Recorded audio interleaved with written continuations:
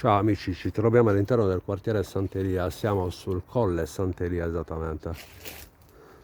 Case abbandonate degli ex abitanti della Marina.